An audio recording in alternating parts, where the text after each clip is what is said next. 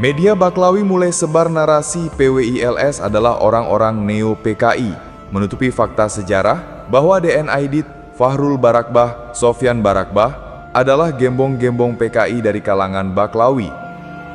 Jadi ini saya menduga ini gerakan PKI gaya baru yang ditunggangi memang oleh orang-orang PKI yang memang ya boleh dikatakan sangat rentan sejarah dari dulu. Jawa Tengah itu memang sangat rentan dengan bahaya laten komunisme. Mungkin ini anak-anak PKI yang bangkit membawa kedok PWI Perjuangan Wali Songo. Saiki gampang wong nuduh organisasi iki, jam'iyah niki dituduh PKI.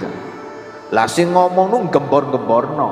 Sak temene sing dituduh niku duduk PKI, malah sing nggawa kabar niki sing sak temene PKI.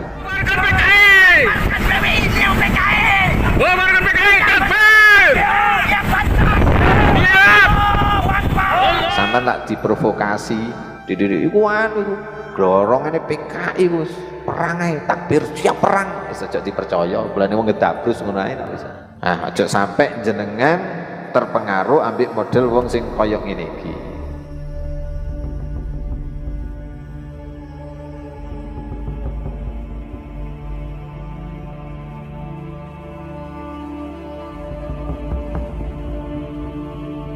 Pasca bentrokan di Petarukan Pemalang antara PWILS dengan organisasi terlarang FPI, publik tidak hanya dipertontonkan drama playing victim seorang Baklawi Rizik yang menuduh laskar PWILS membawa senjata tajam ketika bentrok melawan pasukan jongosnya. Di ruang maya, narasi busuk dari golongan mereka pun tak kalah panasnya. Tuduhan tendensius yang menyudutkan PWILS sebagai ormas neo-PKI pun bermunculan di mana-mana. Akun-akun anonim dan buzzer yang tergabung dalam jaringan lama Muslim Cyber Army MCA kembali menghidupkan propaganda basi, di mana kelompok yang berseberangan dengan golongan mereka akan dicap sebagai komunis, anti ulama, dan musuh Islam. Narasi yang sama ketika dahulu kelompok mereka berseberangan dengan tokoh-tokoh Nahdlatul Ulama. Kala itu para kiai NU banyak yang dicap sebagai antek PKI oleh gerombolan mereka. Bahkan gerakan pemuda Ansor dengan pasukan bansernya yang dahulu berdarah-darah menumpas PKI pun malah difitnah sebagai sarang PKI, hanya karena berbeda pilihan politik dengan gerombolan mereka. Namun, itu dulu, ketika kelompok mereka merasa besar melebihi kebesaran Nahdlatul Ulama. Sejak adanya polemik nasab yang membongkar kepalsuan nasab golongan Baklawi Yaman sebagai zuriat Rasulullah, mereka sama sekali tak berani menyentuh para ulama NU, apalagi menuduh para kiai maupun Ansor dan Banser sebagai antek PKI dan sebagainya. Sebab mereka akhirnya sadar, ternyata kepada para kiai NU dan kebesaran Nahdlatul Ulama lah tempat mereka mencari perlindungan terakhir ketika nasab golongan mereka dibongkar kepalsuannya oleh kader-kader terbaik Nahdlatul Ulama. Dan sekarang, ketika yang dianggap sebagai musuh oleh mereka adalah PWILS, wadah para ulama dan warga NU yang sudah tercerahkan akan kepalsuan nasab gerombolan mereka sebagai zuriat Rasulullah, ternyata pola-pola lama dan basi menarasikan kelompok yang berseberangan dengan mereka sebagai antek PKI pun kembali mereka lontarkan di berbagai media. Pasca bentrokan antara PWILS dengan ormas terlarang FPI di Pemalang, muncul ratusan unggahan yang menyebut bahwa PWILS adalah komunis berjubah, musuh ulama, bahkan musuh Islam. Narasi yang sama ketika dahulu mereka berseberangan dengan Nahdlatul Ulama. Gerombolan mereka nampaknya memang jenis manusia-manusia bodoh yang tidak bisa mengikuti perkembangan media. Jika dahulu mereka menarasikan para kiai NU, Ansor, dan Banser sebagai antek PKI, mungkin hal tersebut sedikit banyak bisa berhasil menghasut sebagian umat Islam. Sebab kala itu, warga NU masih takut membongkar dosa-dosa kaum Habib yang masih diyakini sebagai keturunan Rasulullah. Sehingga warga NU diam saja, meskipun kala itu sebenarnya banyak warga NU yang sudah tahu bahwa gembong-gembong PKI justru adalah orang-orang dari kelompok mereka. Berbeda jika narasi tersebut dilontarkan di masa sekarang, di masa ketika sebagian besar warga NU sudah sadar bahwa gerombolan mereka adalah kaum cucu palsu baginda Rasulullah. Ketika mereka melontarkan narasi bahwa PWILS adalah antek ataupun neo-PKI, maka semua orang akan dengan sangat berani membongkar fakta bahwa gembong-gembong PKI zaman dahulu justru adalah orang-orang dari kaum Baklawi. Di Kalimantan ada Sofyan Barakbah dan Fahrul Barakbah yang pernah menjadi buronan tentara Baret Merah. Sementara di Jawa ada DN Aidit yang menjadi pimpinan tertingginya. Meskipun kaum Ba'lawi tidak mengakui bahwa DN Aidit adalah orang dari kalangan mereka, dan organisasi resmi mereka Robitoh Alawiyah pernah membantah. Namun fakta sejarah justru memperlihatkan bahwa bantahan dari Robitoh Alawiyah semakin membuktikan bahwa ormas nasab tersebut isinya adalah manusia-manusia pendusta. PKI yang mana? Ketua umum PKI itu Aidit Ba'alawi. PKI yang mana?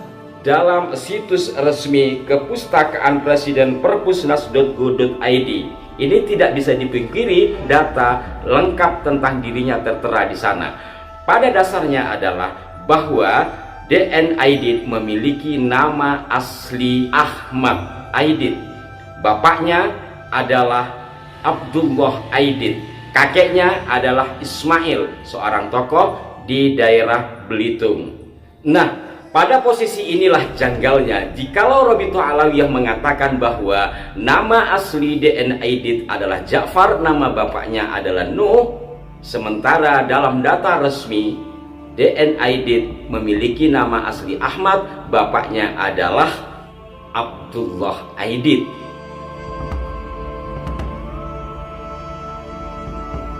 Bukan kaum Habib namanya jika mereka tidak berdusta demi kepentingan kelompoknya, termasuk juga dengan membuat silsilah dan riwayat palsu mengenai sosok DN Aidit bertentangan dengan data yang tercatat dalam Pustaka Nasional Republik Indonesia, agar bangsa Indonesia tidak pernah tahu fakta yang sesungguhnya bahwa gembong PKI tersebut adalah bagian dari golongan mereka. Dan dari semua cerita dusta yang dibuat oleh Ormas Nasab Robitoh Alawiyah, mulai dari silsilah hingga riwayat palsu seorang Ba'lawi DN Aidit, kita akan menunjukkan satu saja fakta tentang betapa besarnya kebohongan Ormas Nasab Robitoh Alawiyah ketika memalsukan riwayat DN Aidit agar dia tidak dikaitkan lagi dengan golongan mereka. Diceritakan oleh Robitoh Alawiyah dalam suratnya bahwa ayah DN Aidit sudah meninggal ketika Aidit kecil belum dewasa.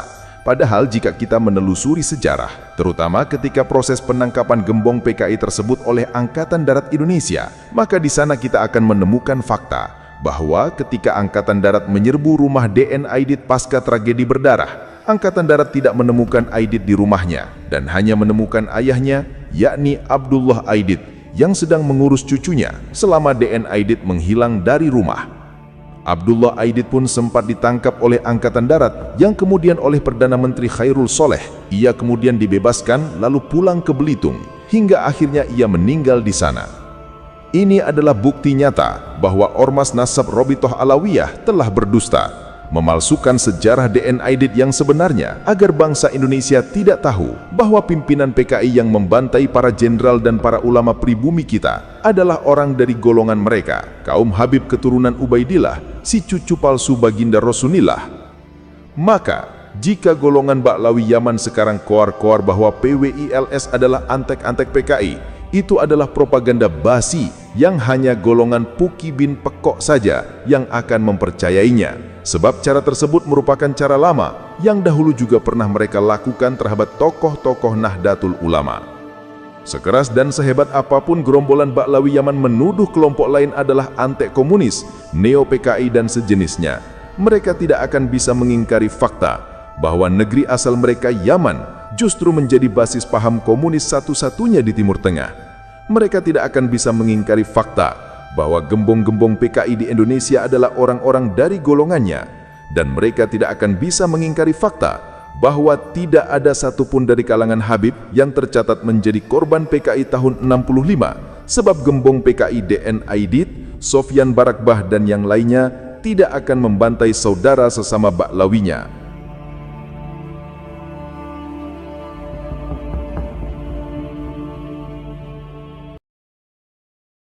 Kalaupun ingin bicara tentang ilmu yang menyangkut perbedaan pandangan, mari kita bicarakan tetap dengan ulfah. Sekarang aliran banyak, dan beberapa aliran itu sesat. Sesatnya sampai murtad kufur, Saling marah, saling jengkel di antara sesama. Saya pastikan mereka bukan pengikut dari para ulama, Nahdlatul Ulama. kalau ingin bersatu, kesalahpahaman belum clear, kita bayun dulu. Dalam beres merubah zahir itu gampang.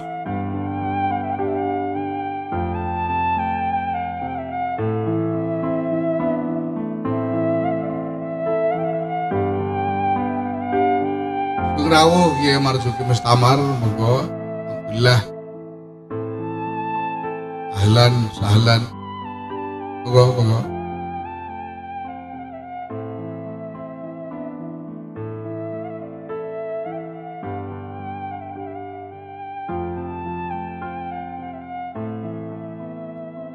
Saya hormati, selamat datang Kiai Marzuki Mustamar yang akan menyampaikan nanti mau'izah pada malam hari ini.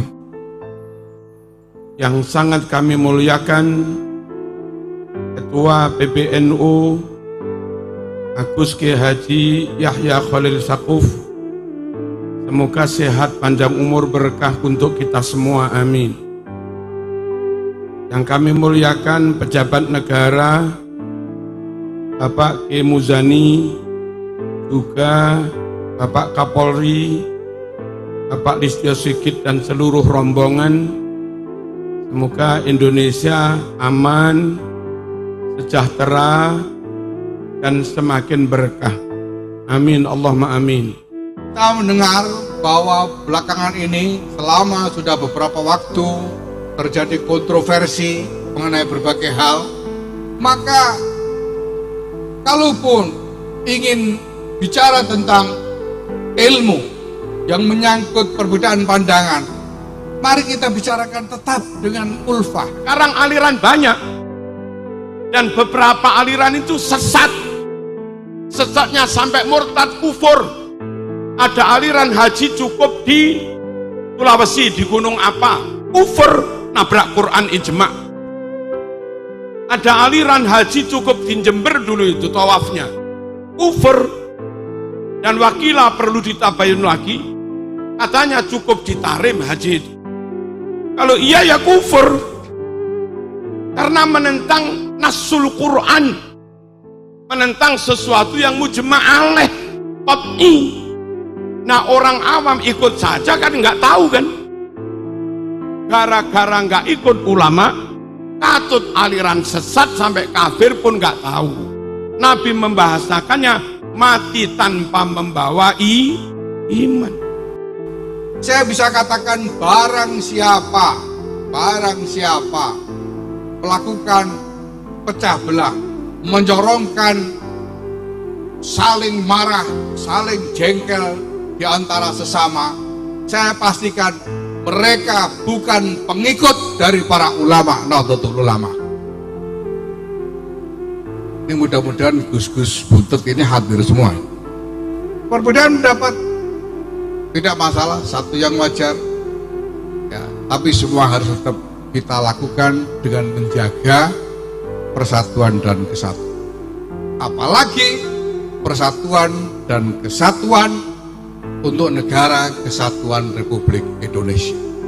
Karena di antara mazhab para muassis adalah menjaga bahwa dalam keadaan apapun, di tengah gejolak apapun, di hadapan kesulitan yang bagaimanapun, negara kesatuan Republik Indonesia harus terus tegak berdiri. Tapi masalahnya ayat bukan yughayyiruhu. Ayat ini berbunyi yughayyiru ma bi anfusihim. Langkah membuat perubahan dalam Quran, versi Quran, mereka nggak bisa merubah perilaku zahir sebelum mereka merubah sesuatu yang ada dalam jiwa mereka. Mental dirubah dulu. Kalau ingin ukhuwah, kedengkian, dendam hilangkan dulu. Kalau ingin bersatu, kesalahpahaman belum clear, kita bayun dulu. Dalam beres merubah zahir itu gampang. Mereka nggak bisa merubah zahir sebelum mereka merubah sesuatu yang ada di dalam hati. Kalau orang pondok begitu, bangunlah jiwanya, baru bangunlah badannya. Ma bi anfusihim.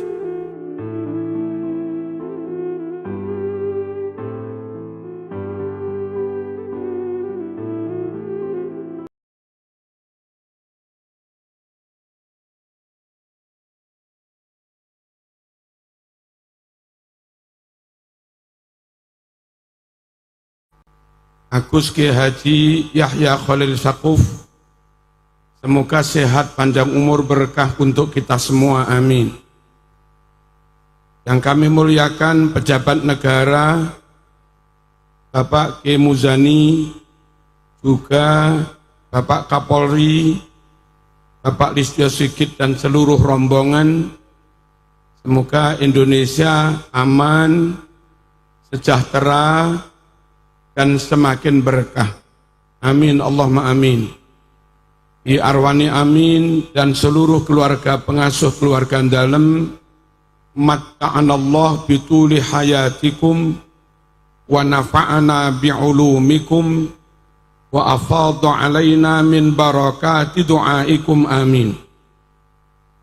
Seluruh ketua dan pengurus NU Muslimat Ansor Fatayat, ada PMII juga yang kebetulan menantu sini katanya, baik wilayah, cabang, ada beberapa ketua cabang rawuh, MWC.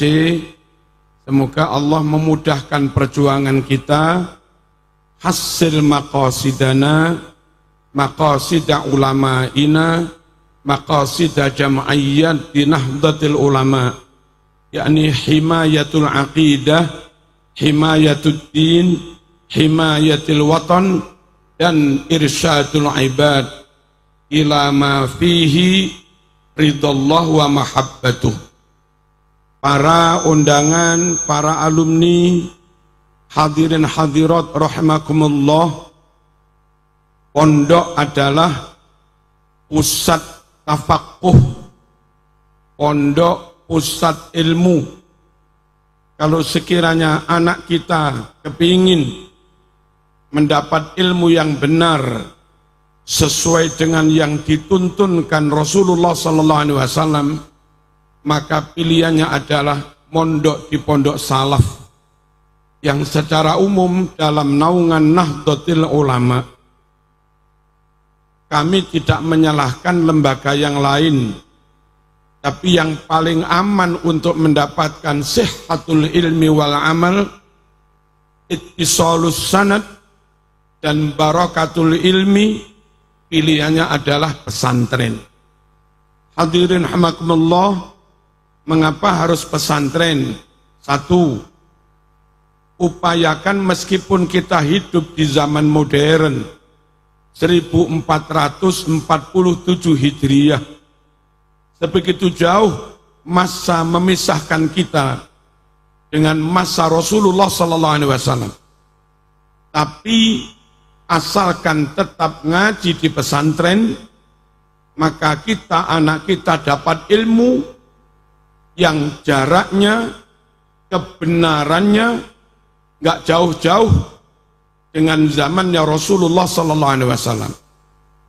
Di pesantren yang sudah marhalah mutaqaddimah, anak-anak kita diajak ngaji muhadzab, yang itu lil Mawardi, umurnya sudah 1100 tahunan lebih. Anak-anak kita dibacakan kitab Muwatta lil Imam Malik yang umurnya sudah 1200 tahun lebih. Anak-anak kita dijak ngaji berbagai kitab Al-Um misalnya. Imam Syafi'i wafat 204 Hijriah. Sekarang hijrahnya 1447 tahun yang lalu. Kalau umur kitab Muwatta dihitung, umur kitab Al-Um dihitung sejak wafatnya Imam Syafi'i, umur kitab Al-Um sudah sekitar 1240 sekian, 1243 sekitar itu. Luar biasa, lewat jasanya pesantren, wasilah pesantren, anak-anak yang hidup di zaman 1400 tahun masih dapat ilmu, yang ilmu itu ditulis oleh Imam Malik. Imam Malik berguru pada Imam Nafi', Imam Nafi' berguru kepada Abdullah bin Umar, dia berguru kepada Rasulullah SAW. Ngaji di pondok, hidup di zaman modern, tapi dapat ilmu yang salaf, benar-benar salaf, karena ditulis oleh tabi'in, yakni Malik. Dia punya guru tabi'in, yakni Nafi'. Dia punya guru sahabi, yakni Ibnu Umar. Ibnu Umar berguru kepada Rasulullah SAW dan memastikan kita, seluruh anak kita, ilmunya bersambung sampai Rasulullah, bersanad sampai Rasulullah, amat sangat penting untuk memastikan apa yang kita amalkan, apa yang diamalkan anak kita, memang ilmu yang terwarisi, sambung nyata sampai Rasulullah, sehingga yang diamalkan memang ajaran Rasul, bukan ajaran karang-karangan. Yang diamalkan memang sunnah Rasul, bukan karangan-karangan. Dan memastikan semua umat Islam termasuk kita mengamalkan yang diamalkan sunnah Rasul, itu penting supaya makbulah. Imam Muslim meriwayatkan, man amila amalan laisa alaihi amruna fahuwa raddun. Siapa yang melakukan amal tidak sesuai dengan apa yang kami perintahkan, tidak didasarkan pada apa yang kami tuntunkan, nggak sambung alias munqati'us sanad, fahuwa raddun, maka amal orang itu ditolak. Mondoklah untuk memastikan anak kita, santri kita, kita sendiri dapat ilmu yang ilmu itu ilmu salaf, ditulis ketika zamannya belum jauh dari zamannya Rasulullah sallallahu alaihi wasallam. Hadirin rahimakumullah, pondok untuk memastikan ilmunya bersanad tidak hanya cukup ngaji kitab lawas. Andai sekarang beberapa kitab itu mengalami editing, mengalami tashih sesuai dengan versi pengedit, sesuai dengan versi yang mesan. Panjenengan kalau baca Sahih Bukhari, tashihnya Albani beda sangat dengan Sahih Bukhari, tashihnya Ibnu Hajar Al-Asqalani. Nah, kalau ada sekian banyak Sahih Bukhari Muslim, tafsir, bergaya modern, berwarna putih, enggak kitab kuning, maka di pondok-pondok, sama-sama di Ummul Qura ngaji Bukhari, di Lirboyo, di Ploso, di Langitan, di sini ngaji Bukhari, tapi beda. Di sini Bukhari yang lawas, di sini Bukhari yang kitab kuning, yang merujuk kepada makhtutot lawas tanpa ada edit-edit. Yang Timur Tengah saya punya Sahih Bukhari versi Arab, itu hadis yang hilang ada 15 lebih. Puluhan hadis yang hilang. Dan mereka menyebutnya itu juga Sahih Bukhari. Sungguh pondok pesantren salaf kayak Buntet benar-benar jadi pilihan. Kalau kita khawatir ngaji di tempat lain, hadisnya sudah dikoreksi, hadisnya sudah diedit atau dikurangi, maka ngaji di pondok salaf, kiainya megang kitab kuning lawas, itu kitab kuning yang belum diudik-udik. Apa diudik-udik? Apa kiai? Kitab kuning yang masih asli. Kepengen dapat asalah, orisinil, ilmu orisinil, lafaz orisinil, pilihannya harus ngaji ke pondok salaf. Allahumma shalli ala sayyidina Muhammad. Saya dulu alumni Jamiatul Imam Muhammad bin Saud. Sama-sama ngaji Riyadhus Shalihin. Di pondok salaf ngaji Riyadhus Shalihin. Ternyata ada saja kalimat yang beda. Kalau di kitab kita yang kitab kuning, disunnahkan ziarah ba'dal haji ila qabrin Nabi sallallahu alaihi wasallam. tulisan di Riyadus Shalihin, ziarah ila qabrin Nabi. Man hajja walam yazurni faqad jafani. Siapa yang haji enggak menziarahi aku, berarti dia sakru dengan saya. Tapi yang versi Saudi sama-sama Riyadus Shalihin, tulisannya bukan ziarati qabrin Nabi, tapi ziarati masjidin Nabi. Lafaz qabri diganti dengan masjidin Nabi. Bagi mereka ziarah Nabi enggak sunnah. Yang sunnah itu ziarah Masjid Nabawi. Padahal dulu ketika Madinah jadi Yathrib, enggak ada apa-apanya. Mungkin juga kurang berkah. Yathrib Madinah menjadi berkah karena ada jasad mulia di situ, jasadnya Rasulullah sallallahu alaihi wasallam. Aneh kalau Madinah menjadi mulia karena Nabi ada di situ, lalu orang mengatakan nggak perlu ziarah Nabi dan cukup ziarah ke Masjid Nabawi. Sekali lagi, pastikan anak kita ngajinya di pondok salaf, ngaji kitab yang sama, dibacakan oleh kiai di pondok salaf, lebih orisinil, lebih asli, benar-benar amila amalan alaihi amruna, bukan amila amalan laisa alaihi amruna. Itu di pondok pesantren. Allahumma shalli ala sayyidina Muhammad. Dan akibatnya sama-sama ngaji, itu kadang karena kitabnya cetakan beda, yang ngajar juga beda, kadang pahamnya juga beda, ideologinya beda, menghasilkan ilmu, amal, perilaku yang beda.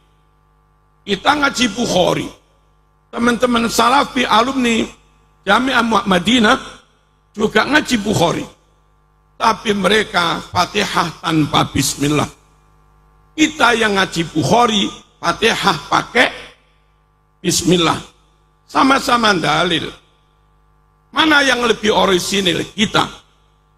Karena mereka kurang fair, kurang terbuka terhadap Sahih Bukhari nomor 5046.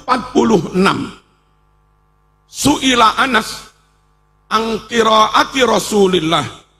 Anas ditanya, bagaimana sih Rasul membaca Fatihah? Anas menjawab, kanat qiraatuhu maddan. Bacaan Rasul itu per ayat panjang-panjang. Summa qara'a, lalu Rasul membaca bismillah. Itu Bukhari itu, pakai bismillah. Ngajinya sama, kitabnya sama. Yang ngaji di pondok salaf, nggak ada satupun ilmu yang hilang. Semuanya tersampaikan secara fair, secara terbuka, secara amanah. Bukhari 5046, Nabi Fatihah basmalah.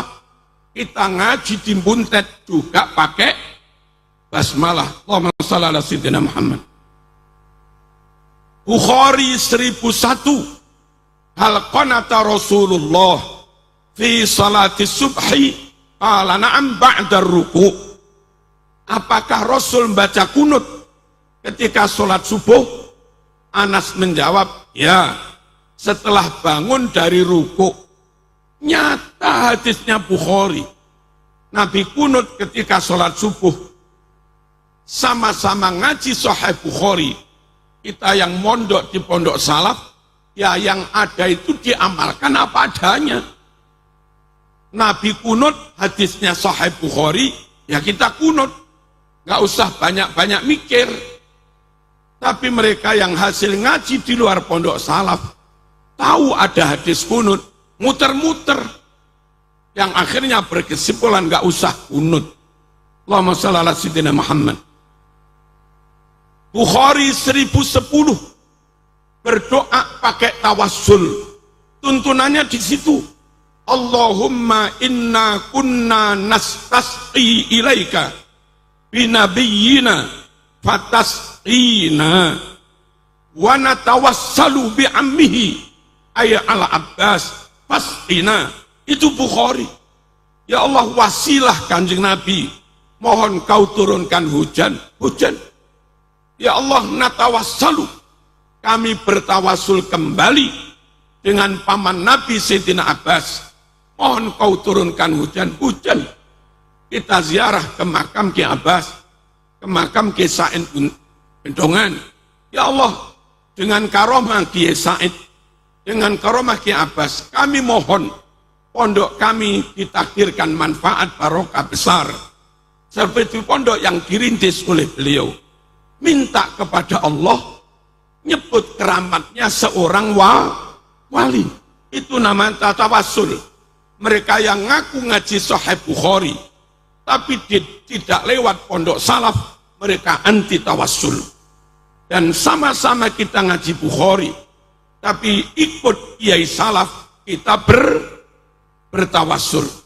Betapa pentingnya sama-sama kembali ke Quran Sunnah, tapi kembalilah ke Quran Sunnah lewat pondok salaf, bukan yang lain-lain. Allahumma shalli ala sayyidina Muhammad. Dua lagi hadirin, Fathul Bari, Syarah Sahih Bukhari, juz kalih nomor 324, Sahih Muslim, juz 1 410, Inna raf'as sauti bidzikri hina yansarifun nasu minal maktubah kana ala ahdi Nabi sallallahu alaihi wasallam. Sungguh berzikir dengan suara dikeraskan ba'da salat maktubah, namanya wiridan, tradisi itu sudah ada karena sejak zaman Rasulullah. Berarti berwirid sunnah. Rasul melakukan, sahabat melakukan. Hadisnya Bukhari Muslim, kurang apa? Barokah kita ngajinya Bukhari ke pondok salaf. Imam Bukhari meriwayatkan wirid dibaca keras. Kiai kita menfatwakan wirid dibaca keras. Kita pun mentradisikan wirid dibaca keras. Itu loh fadilahnya ikut pondok salaf. Sama-sama punya semangat kembali kepada Quran Sunnah. Sementara mereka yang enggak pondok salaf, enggak mau wirid, membid'ahkan wirid dibaca keras, padahal hadisnya sama, beda guru. Ada pertanyaan, yang benar ikut Quran Sunnah apa ikut kiai? Yang benar ikut Quran Sunnah apa ikut kiai? Kalau you ikut kiai nggak ikut Quran Sunnah, kafir kamu. Kalau kamu ikut Quran Sunnah tanpa lewat kiai, jadi Wahabism. Yang benar yang mana? Yang benar ikut Quran Sunnah dengan dibimbing para kiai.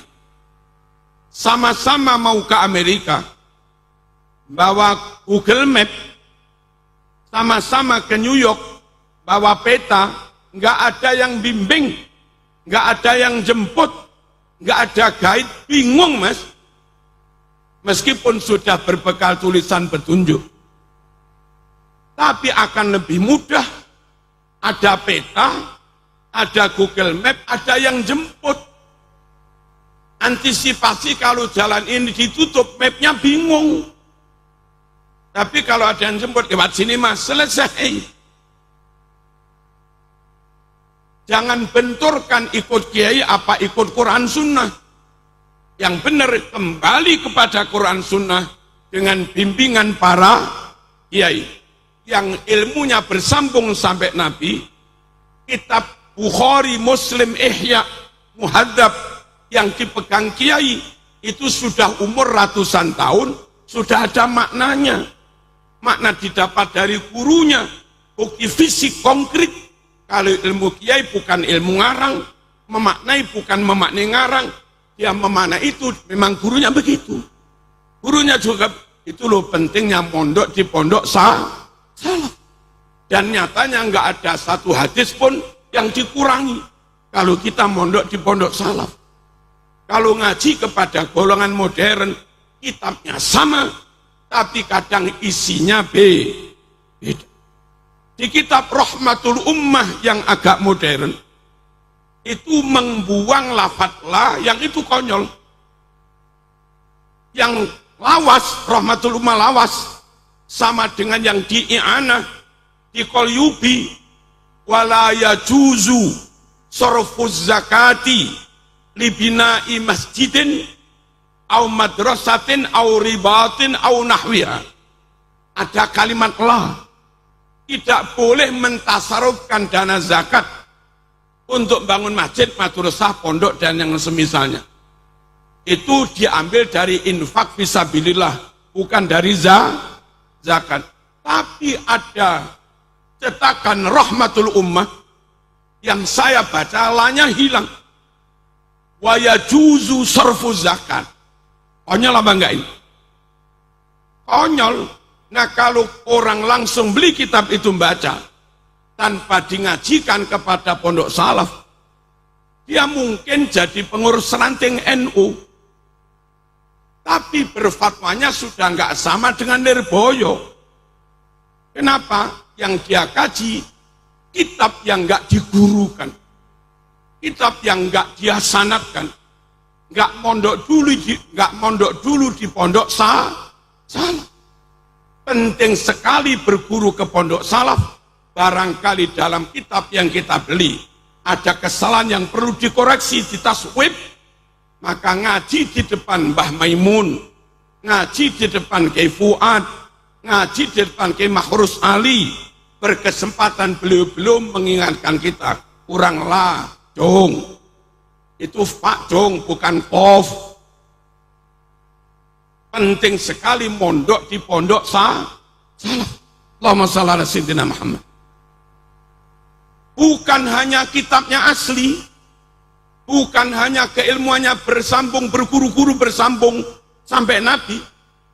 Di pondok salaf, dia yang membaca kitab dipastikan alim nahwu sorof.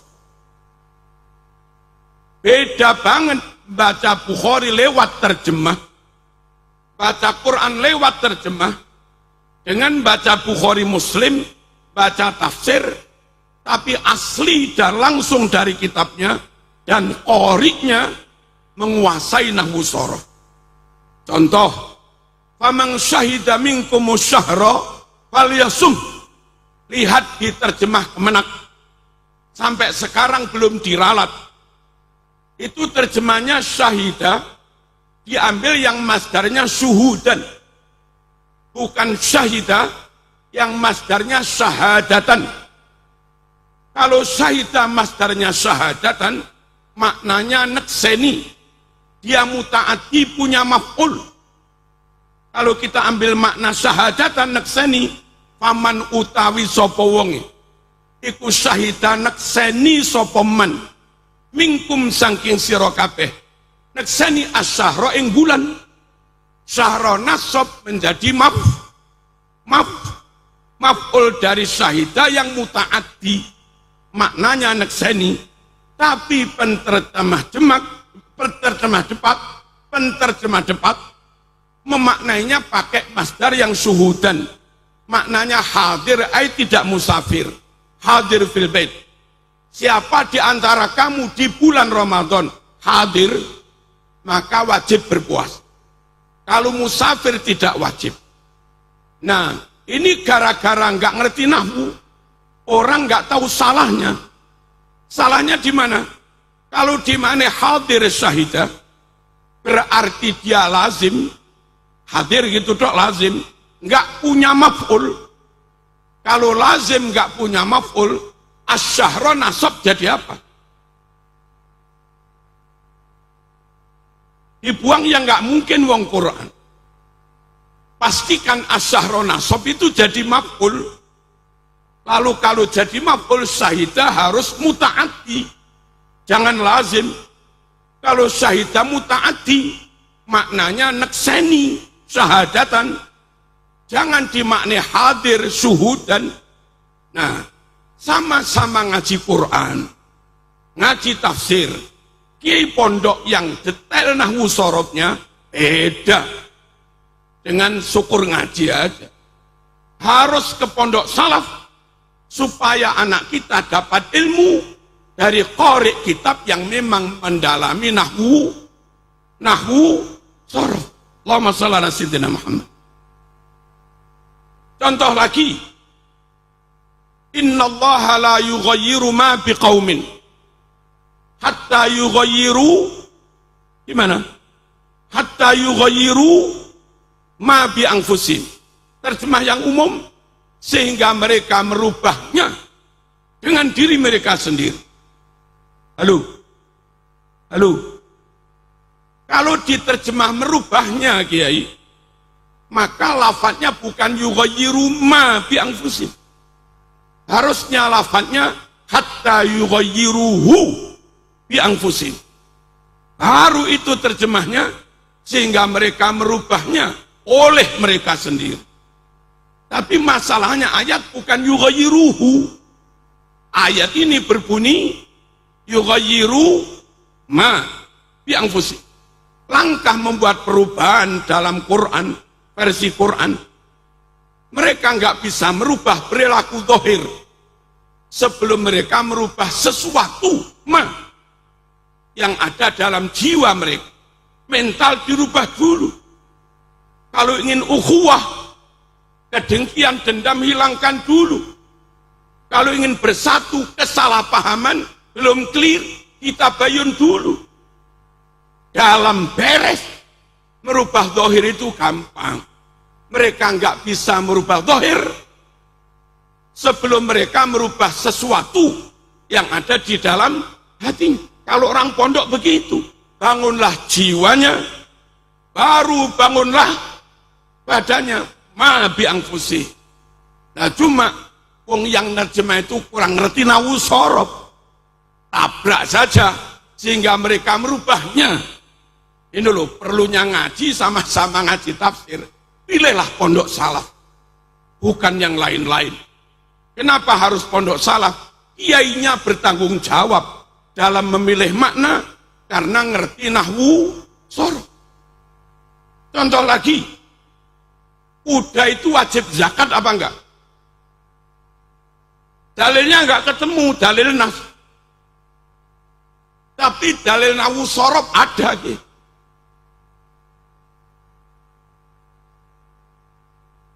Unta wajib zakat, ada hadisnya, Bukhari.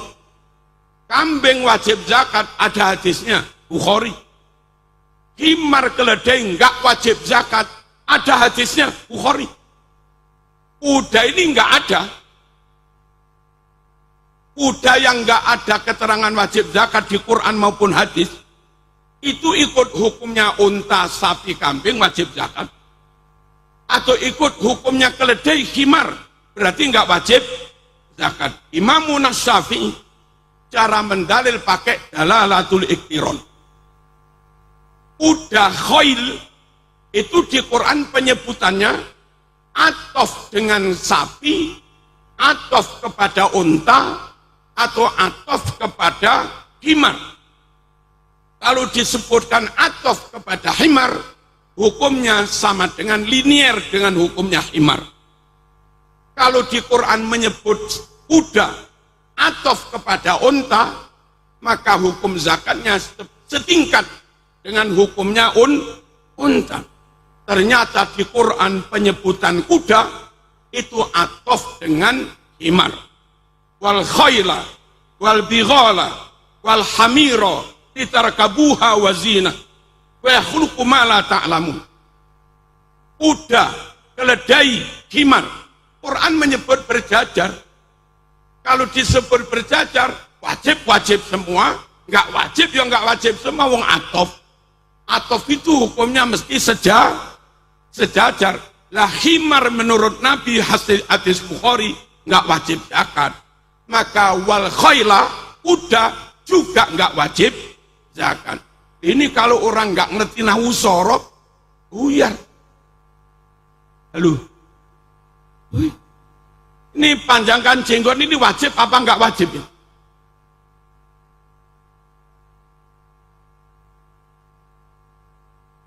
Kalau wajib, ya arwani dosa. Karena enggak manjangkan jenggot. Tapi kalau manjangkan jenggot juga dosa. Istrinya sedih. Bunyai marah. Enaknya panjang apa enggak ini?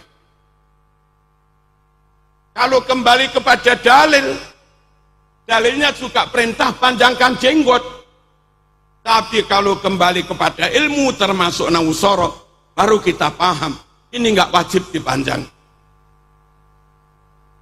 Kenapa? Perintahnya atof kiai.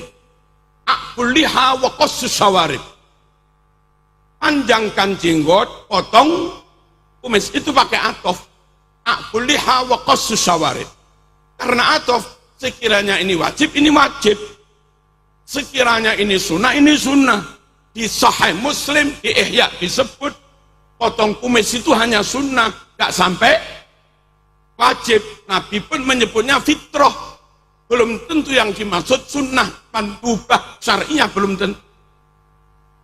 Mana hadisnya? Al-fitratu khamsun. Kesunatan dalam bersih-bersih itu ada 5. Qalmul adfar, potong kuku. Ya, wanatful ibti, mencabut rambut ketiak. Wasiwak, siwakan ada yang wajib, ini enggak ada. Waqassus syarib, potong kumis, enggak wajib, ini sunnah. Dan yang terakhir wahalqul anah. Enggak usah dimaknai yang terakhir. Allahumma shalli ala sayyidina Muhammad. Sorry. Nabi menyebut ini qassus syawarib, itu minal fitrah, bukan minal wajibat. Sunnah. Kalau menurut Nabi potong kumis sunnah nggak sampai wajib, maka atofnya akuliha juga tidak wajib. Lagi pula kalau melihat kronologi hadis, itu bukan perintah mutlak, tapi perintah muqayyad, perintah dalam rangka. Dalam Bukhari Nabi menyebutnya khaliful yahud. Ada riwayat khaliful musyrikin. You harus tampil beda dengan orang Yahudi. You harus tampil beda dengan orang musyrik. Saat itu orang Yahudi panjangkan kumis, potong jenggot. Supaya Muslim beda, panjang jenggot, potong kumis. Lah sekarang panjang kumis, potong jenggot sudah tidak lagi menjadi ciri khas Yahudi.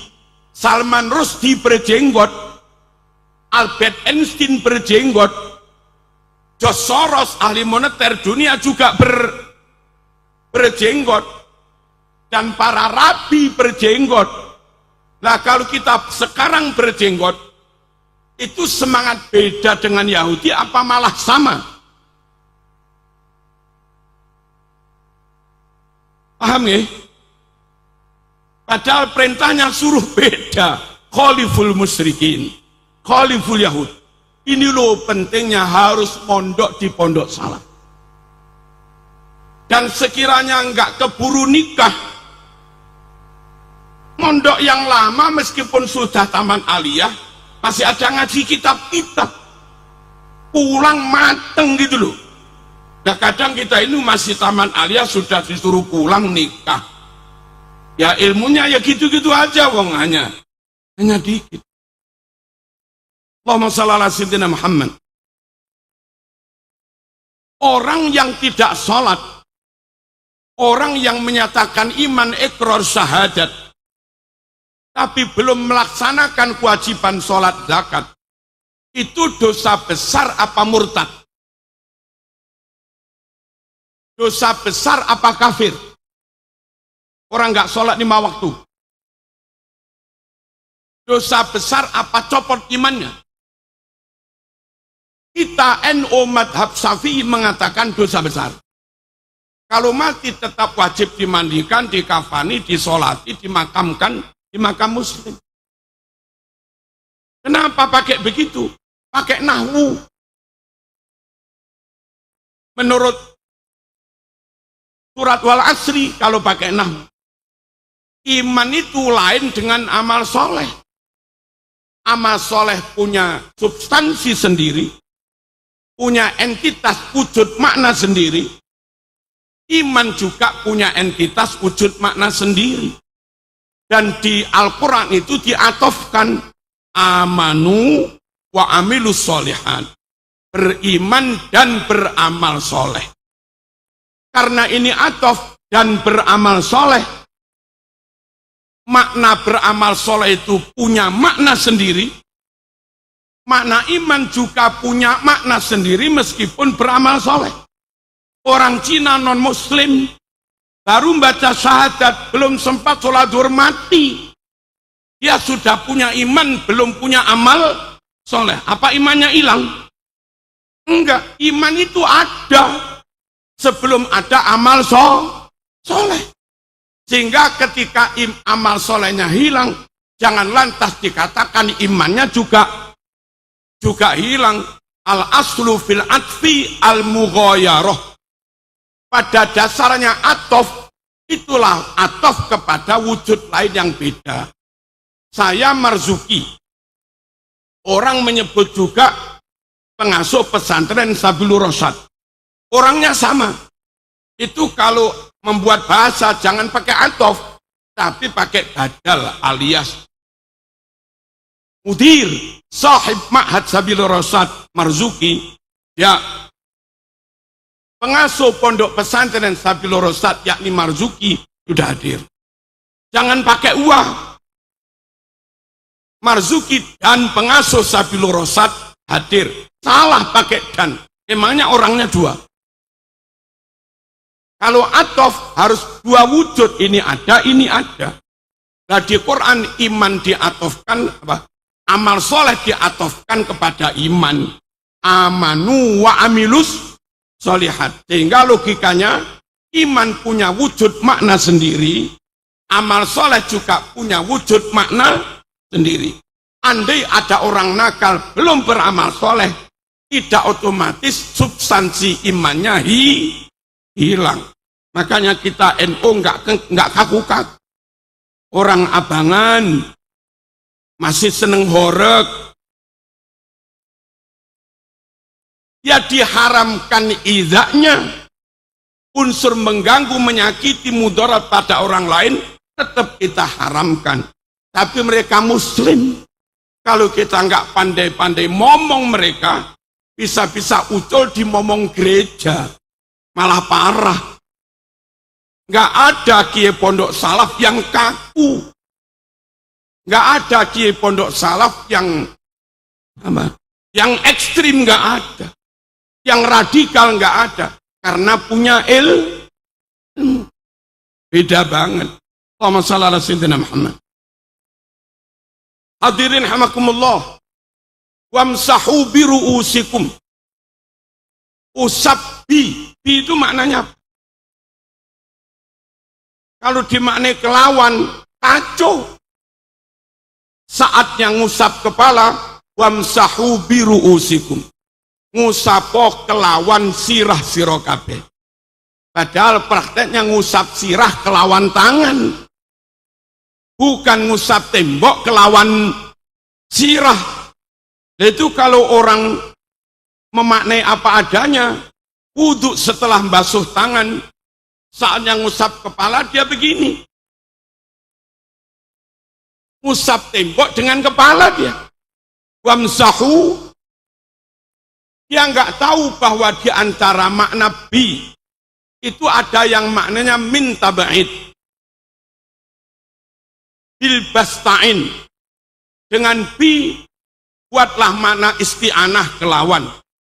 Wa'addi, dengan bi maknailah muta'addi, takdiyah. Awet, dengan bi buatlah makna iwat. Istaritu hada bihada, ditukar, iwat. Al-siqi, dengan bi makna ketemu.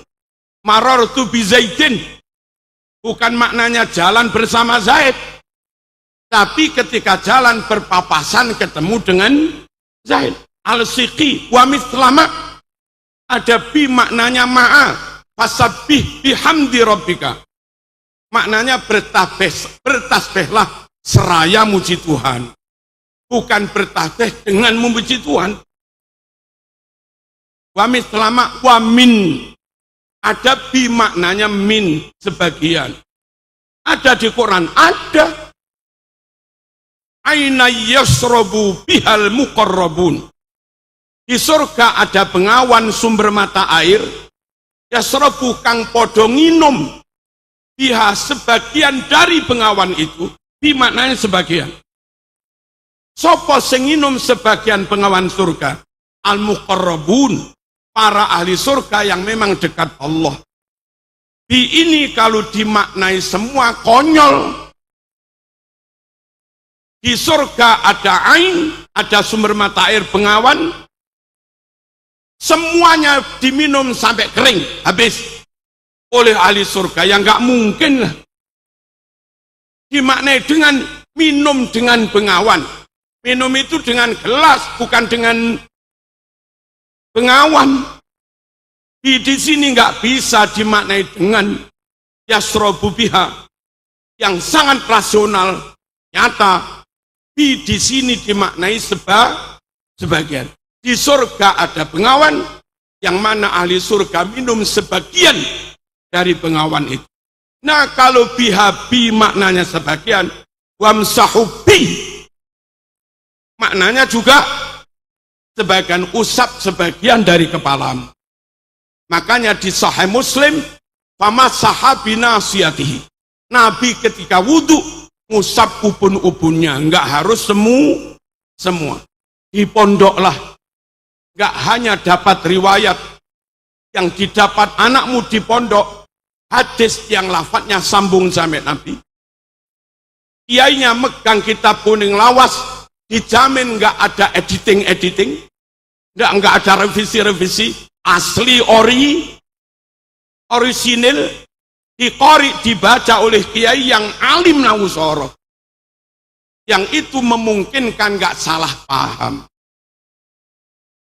Andai nggak mondok di pondok salaf, ya jadinya sudah nggak karuan. Contoh lagi, waqatilul musyrikina kaffatan kama yuqatilunakum kaffah. Teman-teman radikal, orang Chinese sudah damai dengan kita, siap hidup berdampingan satu bangsa, satu negara. Masih mereka sweeping, masih mereka rampas. Alasannya kafir, halal darahnya. Mereka dulu menyerang kita. Dalilnya waqatilul musyrikin. Perangi orang-orang musyrik semuanya. Karena mereka telah memerangi kita semuanya juga. Nah, mereka salah. Fi'ilnya pakai yuqatiluna mudhari'. Lah kok dimaknai telah? Kayak madi aja. Itu bukan qatalukum, tapi pakai yuqatilunakum. Perangi orang musyrik karena sekarang mereka menyerang kita. Itu memang wajib kita hadapi.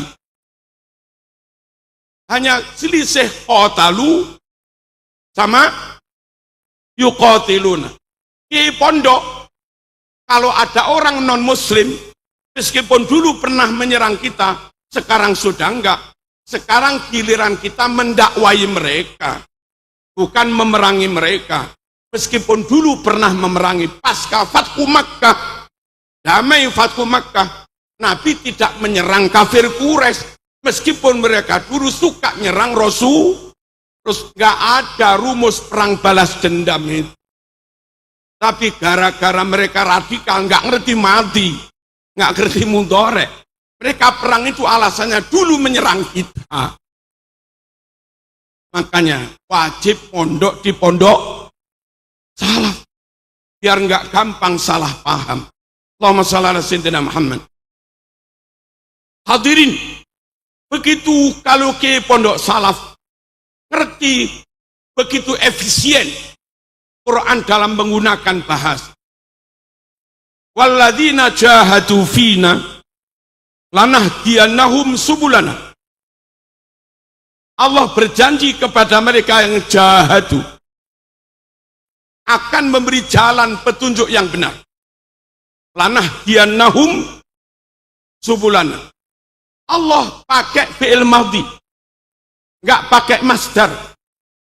Apa? Supaya dengan madhi jahadu itu bisa mengcover 3 masdar sekaligus. Jahada yujahidu, kalau masdarnya mujahadatan, itu bersungguh-sungguh optimal usaha ikhtiar batin. Tahajud, tirakat, doa, sholawat 1000 kali, berlapar-lapar, poso putih, itu namanya jahadu yang masdarnya mujahadatan. Tapi masdar jahadu juga jihadan. Jahada yujahidu mujahadatan wa jihadan. Jahada yang masdarnya jihadan, usaha maksimal secara fisik, namanya jihad, berjuang, berperang. Jahadu yang masdarnya pakai isim masdar ijtihadan. Ijtihad itu mengoptimalkan potensi pikir. Mikir tenanan, belajar tenanan, ngaji tenanan, menyimpulkan tenanan, analisa sungguh-sungguh. Itu ijtihad, mujtahid. Nah, orang yang 3-3-nya dilakukan semua, jahadu mujahadatan, ya. Jahadu jihadan, ya. Jahadu jihadan juga, ya. Kepada mereka lah Allah berjanji lanah yannahum subulana. Poso top, tahajud top, tapi nggak gelem apalan alfiyah, nggak gelem mutolaah, nggak gelem murojaah, ijtihadnya kurang, ya sulitlah lanah yannahum subulana. Top hafalannya, catat ke sana kemari, beli kitab 5 lemari, tapi nggak pernah tahajud, nggak pernah tirakat, nggak pernah doa, nggak ada mujahadah, ya sulit lah mas. Lanah diannahum subulana.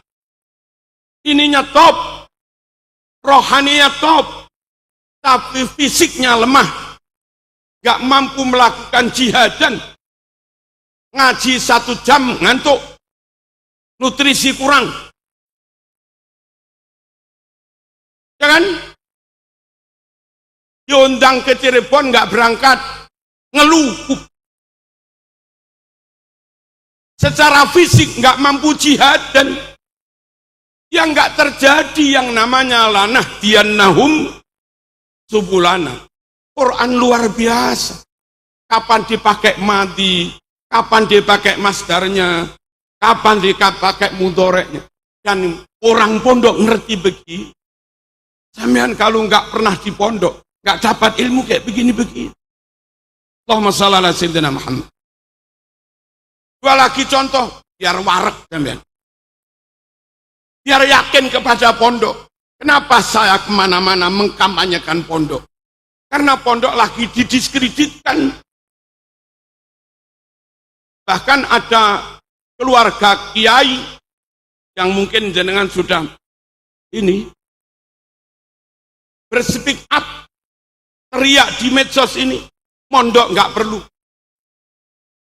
Sungguh pendidikan pondok nggak relevan dengan kebutuhan negara. Ada nggak?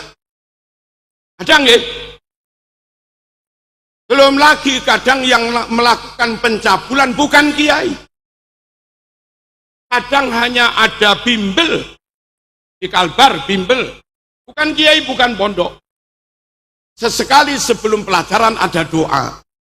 Gurunya di bimbel itu melakukan pencabulan.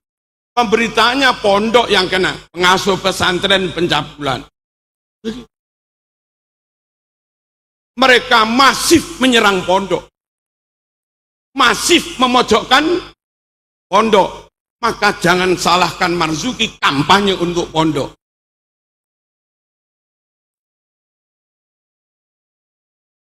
Dan memang nyatanya begitu. Kalaupun ada yang nyimpang, Punten nggak pernah nyimpang, Gedongan nggak pernah nyimpang, Pendakerem nggak pernah nyimpang. Halo, Sarang nggak pernah nyimpang, Langitan, Ploso, Lirboyo nggak pernah nyimpang. Cuma namanya orang bikin narasi, menframing, ya sengaja untuk menjatuhkan pihak yang di framing. Maka harus kita bangkit untuk menyelamatkan ilmu yang diwariskan ulama dari Rasulullah sallallahu alaihi wasallam. Al ulama waratsatul anbiya. Para ulama, para kiai ini loh, orang yang nyata mewarisi ilmunya Nabi. Bukan hanya kepinterannya, bukan hanya akurasi pemahamannya yang mereka warisi, tapi semangat nasrul ilm itu juga ada di pesantren. Bayangkan, ngajar TPQ nggak dibayar, hanya murni semangat moga-moga dapat ridhonya guru. Itu hanya alumni pesantren. Nyemak Quran di musola-musola, sorogan, nggak ada yang bayar, itu alumni pesantren. Nggak ada alumni ITB terus nyemak Quran di musola, itu nggak ada. Halo, ngajar madrasah diniyah, gajinya 150.000, yang sanggup hanya alumni pesantren. Semangat nasru, semangat menyebarkan ilmu tanpa pamrih, luar biasa. Luar biasa. Kalau pesantren diserang terus, akhirnya masyarakat menjauhi pesantren. Yang ada hanya alumni kampus, nggak ada alumni pesantren. Apa para sarjana, master lisan, sanggup TPQ tanpa dibayar? Madin tanpa dibayar? Nggak ada. Dan akhirnya ketika semangat nasrul ilmi mati, maka penyebaran ilmu juga mati. Kita nggak ingin itu. Allahumma shalli ala sayyidina Muhammad. Kembali ke laptop. Kembali ke laptop. Hadirin rahimakumullah. Nabi Ibrahim koyok-koyok melafatkan sesuatu yang salah. Tapi benar nggak salah. Peristiwa tadi malam, kalau tadi malam madhi mestinya. Tapi Ibrahim melafatkannya pakai mudhari. Inni ara fil manam anni adbahuka fangdur madza tara. Nak Ismail, tadi malam saya mimpi diperintah menyembelih kamu. Gimana nak pendapatmu? Kalau ngimpi tadi malam diceritakan pagi, harusnya mudhari apa madhi? Peristiwa mimpi tadi malam diceritakan paginya, harusnya kalau masa lampau madhi apa mudhari? Madhi kan? Ibrahim pakai mudhari, ini aro. Kalau madhi ini ra'aitu. Apa enggak salah? Enggak. Kenapa? Karena yang dimaksud Ibrahim itu ngimpinya enggak sekali. Peristiwa masa lampau tapi berkali-kali, istimrar wa dawam, itu disebut pakai fi'il mudhari. Ini aro, bukan ra'aitu. Sallu innallaha wa malaikatahu yusholluna 'alan nabi ya ayyuhalladzina amanu shallu 'alaihi wa sallimu. Malaikat bersolawat itu dari dulu. Harusnya Qur'annya pakai madhi sallau, tapi Qur'annya pakai mudhari yushollun. Emang baru sekarang bersolawat kok mudhari? Wong dari dulu harusnya sallau, Quran pakai yushollun. Apa itu? Madhi pakai mudhari karena mereka sholawat dawam, terus-terusan berkali-kali. Yusholluna 'alan nabi, menerjemahnya sholawat. Malaikat senantiasa sholawat, nggak sekali toh. Allahumma shalli ala sayyidina Muhammad. Hadirin rahimakumullah, dan contoh lain masih banyak. Pokoknya yang benar-benar mewarisi ilmu itu para ulama. Al ulama waratsatul anbiya. Lalu harus mondok. Bukan hanya karena kiainya mendalami nahu sorok, yang memungkinkan menghindari kesalahan dalam memaknai. Lebih dari itu, nyata berkah, nyata barokah. Alumni pondok-pondok Arang atau manalah, Lasem, Lirboyo, Ploso, Benda Kerep, alumni pondok sini, dulu sebelum ada formal, Mereka tamat sini nggak bawa ijazah formal. Daftar DPR nggak bisa. Daftar PNS nggak bisa. Bisa Kiai? Dulu. Kan nggak bisa. Tapi apa alumni pondok pengangguran? Apa alumni pondok kerepotan makan? Enggak juga. Bahkan alumni kami itu banyak yang kuliah umum, ternyata yang membuat dia sukses ilmu dari pondoknya itu. Kuliah di Brawijaya, lalu sekarang punya yayasan madrasah. Brawijayanya nggak kepake. Kami pas ke baratnya Lampung itu, Bengkulu. Itu ketemu anak pondok, alumni pondok kami, namanya Boking. Nyebutnya Mas Boking. Itu di pondok khidmah aja, masak. Bantu masak, namanya Boking. Pas saya ke sana sudah punya pesantren. Jadi kiai. Di Lampung Timur, Pasir Sakti. Ada anak pondok kami dulu biasanya gali pondasi pondok, jarang ngaji. Saya ke sana dengan temannya sudah punya pesantren, 1000 santrinya. Lah kayak begitu loh. Pondok itu barokah. Ya memang gudikan tapi barokah. Dan nyata, masalah Rasulullah Muhammad. Saya ini full dapat barokah ya lantaran kiai pondok. Saya alhamdulillah kiai. Dulu dipaksa Ki Mas Duki Mahfud menghafal Quran semalam 1 juz. Dan itu bisa. Kami setoran alfiyah semalam 50, itu bisa. Kami suruh apal Hizib Nawawi sekali baca Ki. Hizib Nasor sekali baca, suruh hafal. Gak masuk akal, tapi bisa. Dan sampai sekarang saya tetap mengamalkan Nasor Nawawi Khofi Bahar. Hizib Bertak Macan, itu dari Makrus Ali. Dulu mengijazahnya Ki Makrus hanya membaca sekali tok. Gak boleh diulang, gak boleh direkam, gak boleh ditulis. Alhamdulillah karena dapat barokah. Sekali beliau membaca, kami ngacung, coba saya kiai, pas bener. Akhirnya diberikan ke saya. Pokoknya harus mondok, ada barokah. Apa mana dipek mantu, Masya Allah. Tambah top barokah ini. Perkara ada sisi kelemahan-kelemahan, monggo kita pikir bareng-bareng bersama perintah juga boleh pemerintah. Bagaimana karena SPP-nya murah, kalau makan 3 kali berstandar gizi, apalagi berstandar MBG, Kiai Arwani bangkrut.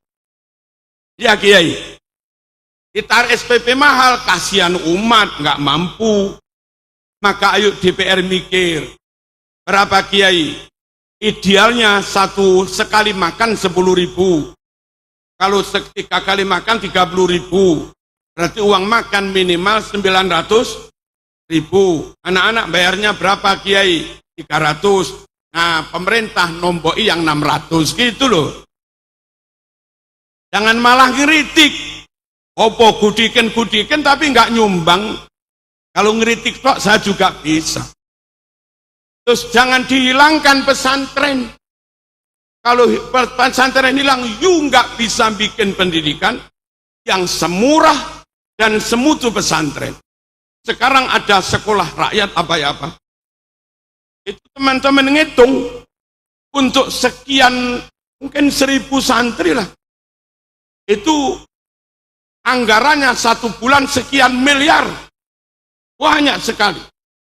Yang itu andai untuk pondok salaf, dana segitu cukup setahun. Ya Kiai? Iya. Monggo dibikin sekolah rakyat. Tapi kalau sekolah rakyat per anak, per tahun, dapat sekian ratus juta. Kok pesantren itu disubsidi per anak 5 juta gitu ya. Masya Allah. Allahumma shalli ala sayyidina Muhammad. Ayo semuanya bertanggung jawab jaga pesantren, melestarikan pesantren. Negara ini merdeka oleh kiai dan para santri. Pahlawan perjuangan tentara rakyat atau apa dulu belum ada. Yang ada Hizbullah, yang ada Sabilillah, dan yang lain-lain. Mereka tentara santri bersama kiai. Gak ada perang, ya mereka ngaji. Sesekali latihan. Mereka yang berjuang melawan penjajah Belanda, mengusir Belanda sampai Indonesia merdeka.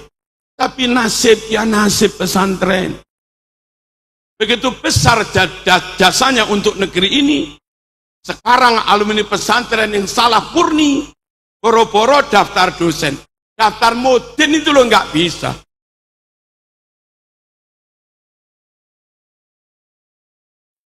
Sekedar hanya daftar, apa itu yang kemenak paling rendah itu apa? Enggak, yang ikut memberi penjelasan.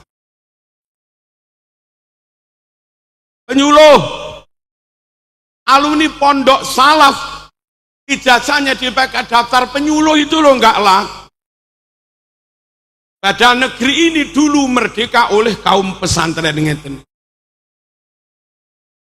Andai masih ada yang pejabat Jakarta tadi, saya tuh pengen matur, pondok nggak minta banyak-banyak. Akui keberadaannya. Pondok sah, ijazahnya sah, gurunya juga sah.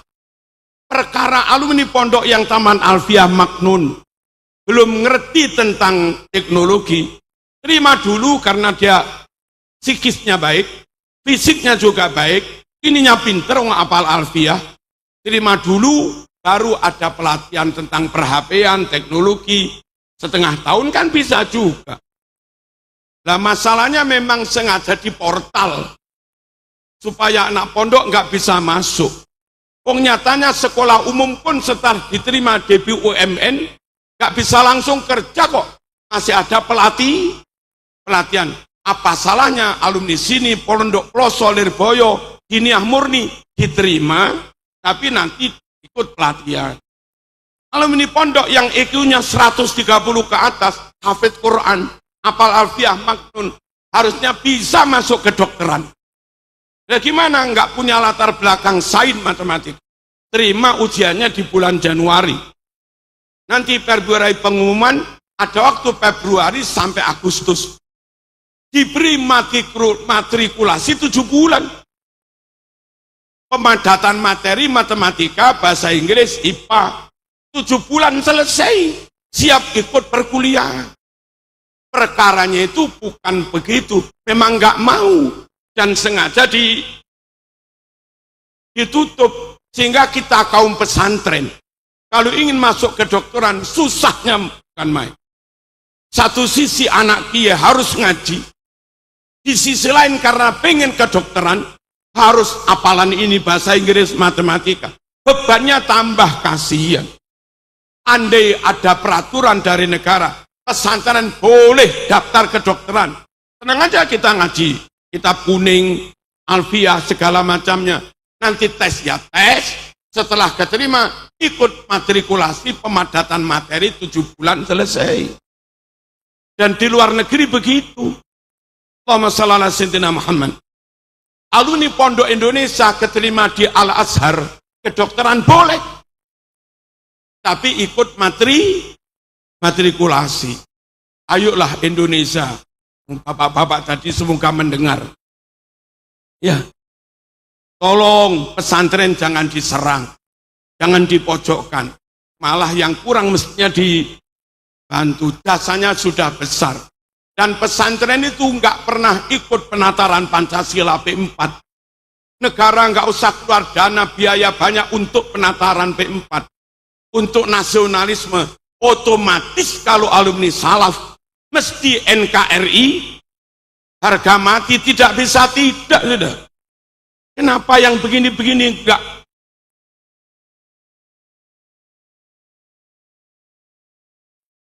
Harusnya negara itu punya utang besar loh kepada pesantren.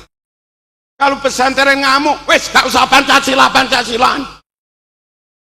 30.000 pesantren, jutaan santri, sakwaline anti NKRI semua, buyar. Perkara negara ini tetap kokoh kedaulatannya, NKRI-nya. Ya karena ribuan kiai, ribuan pesantren, semuanya NKRI harga mati, tapi nggak pernah dapat apa-apa. Kalau mereka apel upacara setahun sekali 2 kali, kaum pesantren, kaum santri apel Pancasila setiap malam Jumat. Setiap malam Jumat itu apel kesetiaan Pancasila. Mereka tahlilan, genduren, dikiran.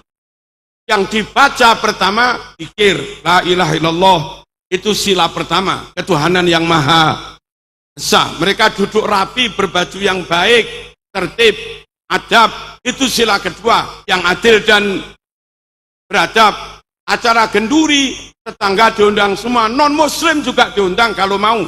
Kalau enggak mau diberi berkat. Enggak beda-bedakan suku agama, itu sila ketiga, persatuan Indonesia. Acara mau dimulai, kiainya yang sepuh sama ustadz yang muda musyawarah. Yang kiai yang jauh, nak sama imami tahlilnya nak.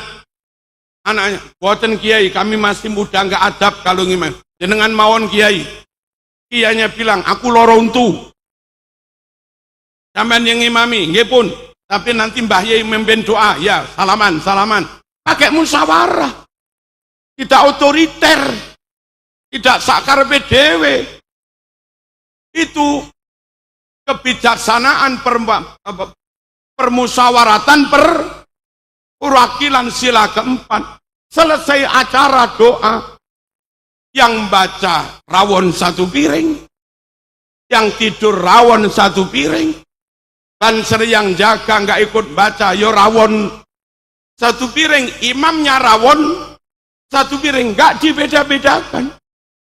Nanti pulang dibawain berkat satu-satu, nggak pernah ditanya, yuk tadi baca apa enggak? Kalau nggak baca nggak dapat, nggak ditanya, mau baca mau enggak ya dapat semua. Itu loh keadilan sosial bagi seluruh jamaah genduren. Kurang apa kaum pesantren setianya pada NKRI? Setiap malam Jumat apel Pancasila.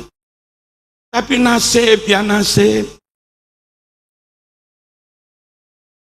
Kami mohon negara mengakui keberadaan pesantren, ijazah pesantren yang diakui, daftar PNS bisa, daftar BUMN juga bisa. Lalu kalau mereka yang ngajar di sekolah formal, gurunya bisa lulus P3K, yang bertahun-tahun ngabdi di pesantren harusnya punya kesempatan yang sama untuk bisa lulus P3K, biar nasibnya agak naik dikit lah. Kalau mereka yang ngajar di sekolah formal bisa sertifikasi, harusnya yang ngajar di pondok, ma'had ali, marhalah awal, ula, thaniyah juga bisa berproses dapat sertifikasi. Gitu loh maunya kami begitu. Ojo wis gak nyumbang, kritik ojo. Yang terakhir, hadirin hamakumullah, pondok itu menjadi luar biasa karena merakyat. Di mana ada pondok didirikan, masyarakatnya dapat berkah, dapat rezeki. Tadi saya masuk di sini, yai, gara-gara haul ini, berapa ratus orang malam ini guyang-guyu dapat rezeki. Ada yang jualan cilok, ya jualan macam-macam. Di mana ada pesantren, di situ ekonomi menggeliat. Pesantren salaf hulu untuk dakwah, nggak ada niatan kiai nawa itu membuat pesantren sebagai jaring untuk mendapatkan dana, tidak. Saya bikin pesantren yang jualan nasi tetangga boleh, bosnya punya jualan nasi boleh, tetangga boleh. Kita buat pesantren, baksonya, ciloknya, warungnya, tetangga boleh, kami juga boleh. Kita bikin pesantren yang fotokopinya kita boleh, tetangga juga boleh. Ketika haul rame-rame masyarakat buka rumahnya, terima tamu 1 orang 100.000 boleh. Santri butuh laundry, tetangga juga boleh buka laundry. Dan tetangga ngaji di pondok biasanya majanan wal gratisu. Pondok itu seperti ini di mana-mana. Allahumma shalli ala sayyidina Muhammad. Terus kurang apa manfaat dan berkahnya pondok? Kok masih diserang-serang? Ayo, dapat ilmu yang benar harus lewat pondok. Pengen dapat ilmu bersanad sampai Nabi harus lewat pondok. Dapat ilmu yang barokah harus lewat pondok. Dan yang gak kalah penting, kiai punya jaringan. Dan dengan mondok di sini, Bu, anaknya pinter, hafidhoh, hafal Quran, ranking 1, kepingin dapat menantu. Matur aja pada Ki Arwani. Gitu. Kiai, anak kami sudah umur 21, 22 tamat. Selesai hafal Quran. Barangkali ada Kiai. Kiai nyari telepon, ketemu teleponnya Marzuki. Halo? Kiai, ini ada anak cantik begini, coba kirim fotonya, tag. Tak tunjukin anak saya cocok, oke. Itu kalau nggak lewat jaringan pesantren sulit. Sama nyari-nyari alamat saya sendiri juga sulit. Tapi barokahnya mondok di sini, kiai punya nomor HP saya, atau panitia punya nomor HP saya, segera bororawu. Sekali lagi, ayo tetap bersama kiai, ayo tetap bersama pesantren, selamat akhirat, berkah dunianya. Penutup, sabda Rasulullah sallallahu alaihi wasallam, sayati ala ummati zaman yafirru fihi nas minal ulama wal fuqaha. Kelak di akhir zaman, umatku yang harusnya manut kiai malah menjauh dari kiai. Gara-gara menjauh dari kiai, Allah beri 3 musibah, 3 bala. Pertama, yarfa'ullahul barakah min kasbihim. Kerja enggak barokah lagi. Ya sekarang ini. Dulu guru MI dengan gaji 200.000. Anaknya kuliah, punya rumah, enggak banyak utang, dan bisa haji juga. Dulu guru diniyah, gaji 50.000. Anaknya sukses, keluarganya sakinah, kadang bisa haji. Sekarang orang tuanya PNS, lulus sertifikasi, P3K, bukan lagi 200.000, 8 juta setiap bulan. Cerai. Kata Kemenak, daftar di KUA, Hakim Pengadilan Agama, sekarang ini setelah ada sertifikasi P3K, wajib naik, angka gugatan perceraian juga naik. Gimana wong duit banyak malah nggak sakinah? Apa itu?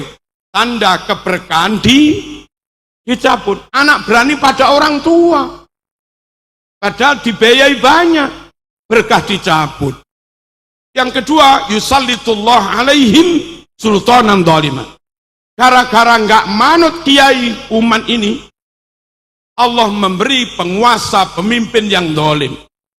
Tidak sedikit kampung santri, lurahnya nggak sholat.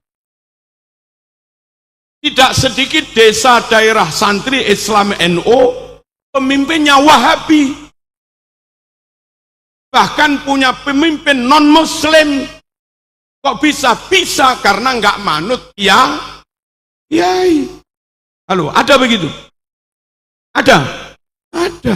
Yang paling bahaya, yakhrujuna minad dunya bighairi iman. Orang awam seperti kita nggak ikut kiai, bisa-bisa mati kafir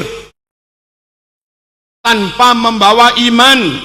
Yakhrujuna minad dunya bighairi. Kok bisa? Sekarang aliran banyak, dan beberapa aliran itu sesatnya sampai murtad kufur. Ada aliran mengatakan haji cukup di Indramayu, ya kufur. Dulu ada aliran haji cukup di Sulawesi, di gunung apa, kufur, nabrak Quran ijma'. Ada aliran haji cukup di Jember dulu itu tawafnya, kufur. Dan wakilah perlu ditabayun lagi, katanya cukup di Tarim haji itu. Kalau iya ya kufur, karena menentang nasul Quran, menentang sesuatu yang mujma' alaih, qat'i. Nah orang awam ikut saja kan nggak tahu kan, gara-gara nggak ikut ulama, katut aliran sesat sampai kafir pun nggak tahu. Nabi membahasakannya mati tanpa membawa iman. Jangan jauh-jauh dari pondok, jangan jauh-jauh dari kiai. Apa-apa bertanyalah pada kiai, ngaji kepada kiai. Allahumma shalli ala sayyidina Muhammad. Ada golongan yang anggap anjing halal, ada kiai, ada golongan yang mengatakan sholat nggak perlu 3, 4, 5 kali, cukup 3 kali, ada.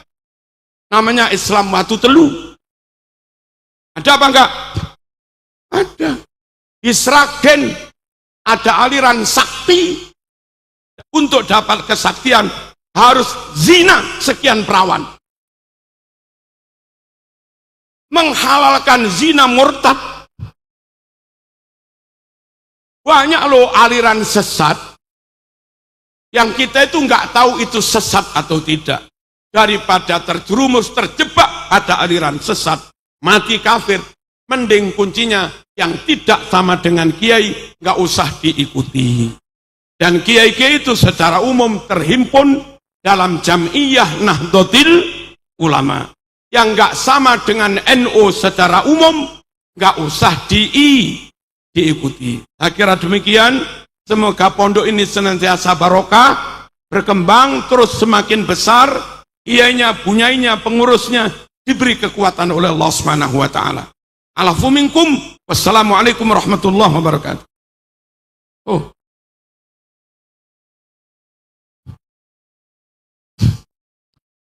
Alhamdulillahi rabbil alamin. Allahumma salli wa sallim ala sayyidina Muhammad wa ala ali sayyidina Muhammad. Allahumma zidna wa la tanqusna wa akrimna wa la tuhinna. وعاطنا ولا تحرمنا وأرضنا وارض عنا وآثرنا ولا تؤثر علينا. اللهم بارك لنا في أسماعنا وأبصارنا وبارك لنا في أجسادنا وأرواحنا وبارك لنا في أنفسنا وأزواجنا وبارك لنا في أولادنا وبناتنا وبارك لنا في تلاميذ وتلميذات هذا المعهد وبارك لنا في أهل هذا المعهد وبارك لنا ولهم في كل ما أعطيتنا وإياهم. اللهم اجعلنا وإياهم في كنفك وجوارك وأمانك من شر كل شيطان وسلطان وإنس وجن وباغ وحاسد وسبع وحية وقرب ومن شر كل دابة أنت آخذ بناصيتها. اللهم من أراد بنا أو بديننا وعقيدتنا ومن أراد بهذا المعهد ومن أراد بأهل هذا المعهد ومن أراد بأصحاب هذا المعهد ومن أراد بتلاميذ هذا المعهد ومن أراد بمتخرجي هذا المعهد ومن أراد بأساتذة هذا المعهد سوءا وظلما وفتنة وفسادا وحسدا ومكرا وخيانة وسحرا فاجعل دائرة ذلك كله تدور عليهم وتصيبهم بحق ومكروا ومكر الله والله خير الماكرين وإذا بطشتم جبارين. صلى الله على سيدنا محمد والحمد لله رب العالمين. آمين.